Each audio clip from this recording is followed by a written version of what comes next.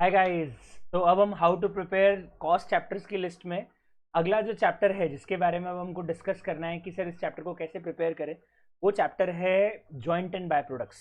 अब एग्जाम में इसमें से कितने मार्क्स का क्वेश्चन मोस्टली आता है? मोस्टली 5 मार्क्स, बहुत रेयरली 10 मार्क्स का क्वेश्चन आता है। मोस्टली इस चैप्टर में से आपको एग्जाम में 5 मार्क का क्वेश्चन मिलेगा। तो मे बी किसी 10 नंबर के क्वेश्चन का कोई पार्ट जॉइंट एंड बाय का 5 नंबर का आ जाएगा, या पहला क्वेश्चन जिसमें 5 मार्क्स के 4 क्वेश्चन आते हैं उसमें से एक क्वेश्चन पॉसिबल है कि जॉइंट एंड बाय में से पूछ सकते हैं। नाउ द पॉइंट इज कि इस चैप्टर के अंदर क्या क्या इंपॉर्टेंट है। तो सबसे पहले मैंने ये जो आपके लिस्ट है ये डिस्क्रिप्शन में नीचे आपको मिल जाएगी कि कौन कौन से चैप्टर्स में क्या क्या क्वेश्चन, जॉइंट एंड बाय में से कौन कौन से क्वेश्चंस करने हैं, और साथ में नोट्स भी अटैच है। तो इसमें question second, third, fourth, fifth, six, seventh करना है और 12, 13, 14 करना है। मॉड्यूल में से एक भी नहीं करने की जरूरत है, सारे कवर हो जाते हैं। और पास्ट एग्जाम में नवंबर 19 और नवंबर 20 करने हैं। तो ओवरऑल देखा जाए तो 1, 2, 3, 4, 5, 6, 7, 8, 9, 10 और 11, टोटल 11 क्वेश्चन हैं जो करने के हैं। शायद 12 हैं या 11 हैं, एक बार देख लीजिएगा। These are the list of the question जो आपको एग्जाम के पहले करके जाना है। इसमें से भी आप मार्क कर लीजिएगा क्या क्या ईजी है, क्या क्या डिफिकल्ट है। अगर एक बार में कोई क्वेश्चन बन रहा है तो हो सकता है उसको आप एग्जाम के एक दिन पहले रिविजन में ना रखो, वो आपकी चॉइस है। पर ये क्वेश्चन ऐसे हैं जिससे पूरा चैप्टर कवर हो जाता है। अब इसमें आपको जो नीचे नोट्स कवर्ड है उसमें हम सबसे पहले बात करते हैं क्वेश्चन सेकंड है। और आई थिंक क्वेश्चन सेकंड बहुत इजी है, लेकिन एक चीज मैं आपको बता दूं before starting the topic about joint and by, one more thing that you have to look on the screen, और आपको देखना पड़ेगा कि which method we have to choose. Now in joint and by we have around 4 to 5 methods that we have to apply in the question. So if the question is silent, if question is not mentioning what method we have to use, we have to follow a certain sequence. And what is the sequence? You can look at the screen. सबसे पहले अगर एक question कुछ भी method अलग से नहीं बोल रहा है, always go for reverse cost method. But reverse cost method तभी लग पाएगी जब आपको प्रोडक्ट के प्रॉफिट मार्जिन दिए होंगे।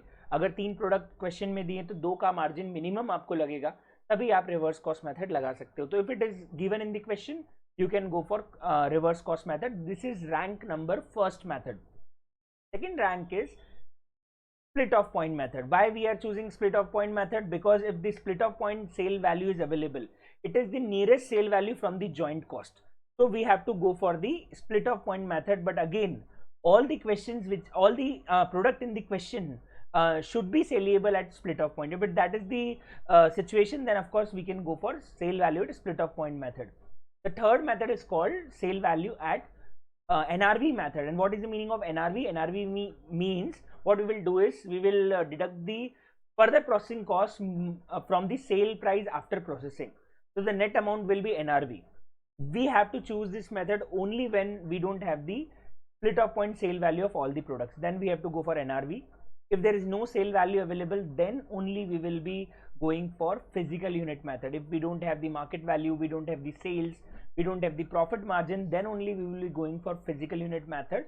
And you have to go for only these 4 methods. Remaining 2 methods, that is contribution margin, and the last method, that is constant gross margin, that we have to use in any question only it is specifically asked or it is specifically given in the question to apply this method.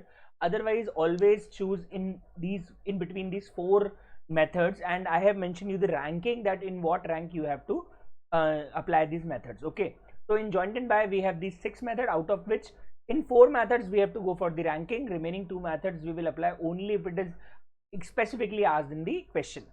Now हम क्या कर सकते हैं? अब हम joint and bye के questions में main point क्या है वो बता दूं। क्वेश्चन 2 बहुत ही इजी है, पर ये एग्जाम में भी आया हुआ है। इसमें रिवर्स कॉस्ट एनआरवी मेथड लग रही है। 2 में से एक प्रोडक्ट का आपको प्रॉफिट मार्जिन अवेलेबल है, तो हम उल्टा चल के इजीली दोनों की joint and by cost joint cost निकाल सकते हैं। बहुत ही ईजी, बहुत ही बेसिक है, आराम से आप लोग सॉल्व कर सकते हो। क्वेश्चन 3 अच्छा है। क्वेश्चन 3 में मेन रोल क्या है मैं आपको बता दूं। इस क्वेश्चन में एक तो क्लोजिंग स्टॉक का पॉइंट आएगा। आपके पास में सोल्ड यूनिट्स अलग है और क्लोजिंग स्टॉक यूनिट्स अलग है। तो now what we have to do, just a second. अगर क्लोजिंग स्टॉक अलग है और क्वेश्चन 3 में क्लोजिंग स्टॉक अलग है और प्रोड्यूस यूनिट्स अलग है, तो हमको पता है क्या करना पड़ेगा। हमको सेल वैल्यू प्रोडक्शन की लेनी पड़ेगी। यस, हमें सेल वैल्यू चूज करनी पड़ेगी, किसकी? प्रोडक्शन की। और उसके लिए हमें यहाँ पे जस्ट सेकेंड, शायद स्क्रीन चली गई है, एक सेकेंड रुकेगा and I am again, yes आ गई। Okay, so in that case what we have to do, we have to go for the sale value of the production. क्योंकि हम जॉइंट एंड बाय प्रोडक्ट की costing कर रहे हैं, तो of course जो प्रोडक्ट बना है उसकी मार्केट वैल्यू हमें यूज करनी, ना कि जो प्रोडक्ट बिका है उसकी। तो हमको यहाँ पे क्लोजिंग स्टॉक को प्लस करके एनआरवी कैलकुलेट करनी पड़ेगी। ये इंपॉर्टेंट है क्वेश्चन नंबर 3 के अंदर। एग्जाम में भी आया हुआ है, तो ध्यान रखना, ऐसा क्वेश्चन एग्जाम में भी पूछा हुआ है, पास्ट एग्जाम में भी आया हुआ है। इसके बाद क्वेश्चन नंबर 4 इजी है, बहुत इजी है, पर एक बार करना इसलिए क्योंकि ये भी एग्जाम में आया हुआ है। इसमें अलग अलग मेथड्स बोली हुई ऑलरेडी क्वेश्चन में, वो मेथड जो बोली है वो लगानी है। जनवरी 21 में ऐसे ही क्वेश्चन एग्जाम में आया था, थर्ड जैसा। और सॉल्यूशन 4 में अपने को मेथड्स बोली हुई है, वही मेथड फॉलो करनी है। एक तो स्प्लिट ऑफ पॉइंट बोला है, एक फिजिकल बोला है, एक एनआरवी बोला है, उसी के हिसाब से चलना है। दूसरा फर्दर प्रोसेसिंग डिसीजन भी बहुत सिंपल है, कोई खास बात इस क्वेश्चन में भी नहीं है। क्वेश्चन 5 भी इजी है, मेथड 2 बोली हुई है, एनआरवी और इसमें कांस्टेंट ग्रॉस मार्जिन भी। अकेला क्वेश्चन है जो अपने को नोट्स में मिलेगा जिसमें कांस्टेंट ग्रॉस मार्जिन भी यूज किया है। इस क्वेश्चन की खास बात क्या है, एक तो इसमें सोल्ड यूनिट्स और क्लोजिंग स्टॉक दिया है, तो अभी मैंने बताया दोनों को ऐड बैक करके हम मार्केट वैल्यू लेने वाले हैं। दूसरी खास बात इस क्वेश्चन की ये है, इसमें एक्चुअली कांस्टेंट मार्जिन मेथड में एक की कॉस्ट नेगेटिव आ रही है। वो इसलिए नेगेटिव आ रही है क्योंकि क्वेश्चन बनाने वाले ने गलत क्वेश्चन बनाया है, और ये ICAI का एग्जाम क्वेश्चन है। तो अगली बार आप ध्यान रखना, जब भी इस तरह का क्वेश्चन करो और कांस्टेंट ग्रॉस मार्जिन हो, तो क्वेश्चन बनाने की गलती के कारण जॉइंट कॉस्ट नेगेटिव आ सकती है, और अगर आ रही है तो एग्जाम में आपको जो आ रहा है वही लिख के आना है। नेगेटिव आ रही है तो आपको नेगेटिव ही जॉइंट कॉस्ट लेके आनी पड़ेगी। ओके, तो क्वेश्चन 5 में एक जगह कांस्टेंट ग्रॉस मार्जिन मेथड जब हम लगाएंगे तो हमें दिखेगा कि उसमें नेगेटिव जॉइंट कॉस्ट आ रही है, तो जो आ रही है वही अपने को यहाँ पे लेनी पड़ेगी। क्वेश्चन 6 जो है, आई थिंक इसमें एक ही मेन पॉइंट है, मैं आपको बता देता हूँ क्या है। क्वेश्चन में 5 प्रोडक्ट दिए हैं, बोला है एनआरवी मेथड से जॉइंट कॉस्ट बांटनी है, बहुत ईजी है। एक जगह सिर्फ बात अटकेगी, फिक्स्ड कॉस्ट। 4,73,000 रुपीज़ की फिक्स कॉस्ट दी है, जिसका कोई माई बाप नहीं है। माई बाप नहीं मतलब ना तो ये पता है कि ये जॉइंट है, ना ही ये पता है कि वो मतलब वो जॉइंट कॉस्ट है, फर्दर प्रोसेसिंग कॉस्ट है, कुछ भी गिवन नहीं है, ना ही कोई प्रपोर्शन गिवन है, नथिंग एल्स इज गिवन। तो what we have to do in this question, fix cost 473 को हम फाइनली हमारे टोटल प्रॉफिट में से ही माइनस कर पाएंगे। प्रोडक्ट वाइज प्रॉफिट में से हम उसे माइनस न करके कंपनी का जो ओवरऑल प्रॉफिट निकालेंगे उसमें से डायरेक्टली फिक्स कॉस्ट को माइनस कर देंगे। उसके अलावा क्वेश्चन नंबर 6 में कोई भी खास बात मुझे नहीं दिख रही है। क्वेश्चन 7 अच्छा है क्योंकि क्वेश्चन 7 में सेलिंग एक्सपेंसेस भी आ गए। ध्यान रखना, क्वेश्चन 7 की खास बात ये है कि इसमें न केवल प्रोडक्ट की सेल्स वैल्यू है, उसके सेलिंग एक्सपेंसेस भी है। तो जब हम sale value split off point निकालते हैं या market value split off point निकालते हैं, जब भी हम जॉइंट कॉस्ट को किसी सेल्स वैल्यू या मार्केट वैल्यू के रेशियो में बांटते हैं, always remember that sales value is net of the selling expenses. तो what we have to do, we have to reduce the selling expenses from the sale value. तो अगर हम split off point की market value ले रहे हैं तो it should be after reducing the selling expenses of that commodity.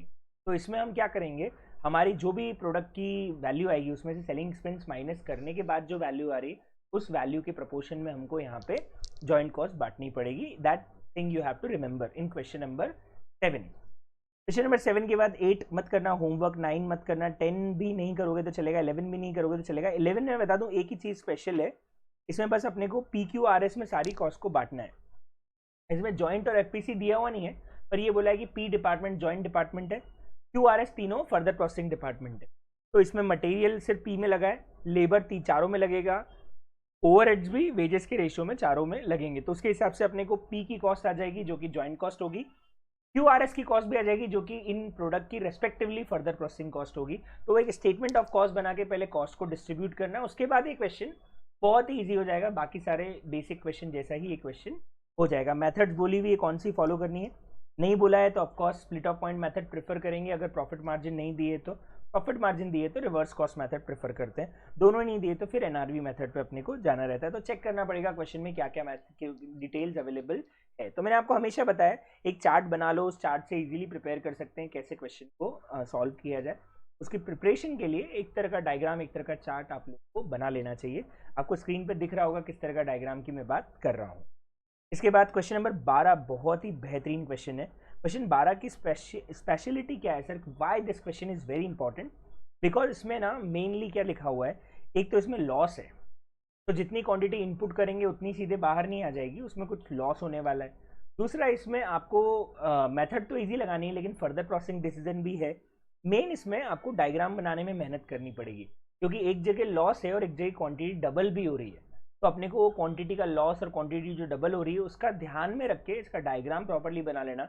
एक बार question number 12 का डायग्राम बन गया ना तो क्वेश्चन नंबर 12 बहुत ईजी हो जाएगा। और मुझे बहुत ज़्यादा चांसेस लग रहे हैं कि इस तरह का क्वेश्चन एग्जाम में अब आ सकता है, क्योंकि बाकी सारे क्वेश्चन बहुत बार एग्जाम में आ गए, ये क्वेश्चन बहुत पुराना ICAI का ही पास्ट एग्जाम क्वेश्चन है और बहुत टाइम से एग्जाम में आया नहीं है। तो now there is a chance कि इस तरह का क्वेश्चन वापस एग्जाम में आपसे पूछ लिया जाए। बहुत बढ़िया। क्वेश्चन 12, 13 कैसा क्वेश्चन है? इजी है, मॉड्यूल का है, आप करना चाहो तो करो, नहीं भी करोगे तो चलेगा, it's not that difficult question. 14 again it's a very easy question. इसमें करना क्या है, इसमें एक्चुअली बाय प्रोडक्ट का एक इंटरेस्टिंग ट्रीटमेंट है। मैंने आप लोगों को बताया था बाय प्रोडक्ट की अगर अच्छी खासी कमर्शियल वैल्यू है तब तो उसको जॉइंट प्रोडक्ट की तरह मान के सारे प्रोडक्ट में जॉइंट कॉस्ट बांटते हैं। लेकिन अगर बाय प्रोडक्ट की वैल्यू बहुत कम है तो हमने पढ़ा था कि बाय प्रोडक्ट से जो भी नेट रियलाइजेबल वैल्यू हमको मिल रहा है वो हम हमारी जॉइंट कॉस्ट में से माइनस करके जो बची हुई जॉइंट कॉस्ट है वो सिर्फ मेन प्रोडक्ट में बांट देंगे, जिसको हम एक नॉर्मल लॉस या स्क्रैप की तरह भी ट्रीटमेंट मानते हैं।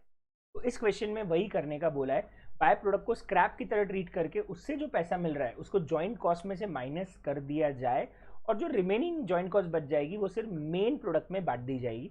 तो बढ़िया क्वेश्चन है, एक बार इसको कर लेना, बहुत इजीली कैलकुलेटर पे ही सॉल्व हो जाएगा क्वेश्चन। ज़्यादा टिपिकल क्वेश्चन है नहीं, बहुत इजी, 5 नंबर में, लेकिन डिजर्व करता है इस तरह का क्वेश्चन। 15 क्वेश्चन इजी है, इसमें बस एक चीज़ ध्यान रखनी है, एक्चुअली अपने को यहाँ पे जो किलो लीटर में क्वांटिटी दी है और जो आप प्राइस देखेंगे या कॉस्ट देखेंगे वो सब उन्होंने लीटर में दिया हुआ है।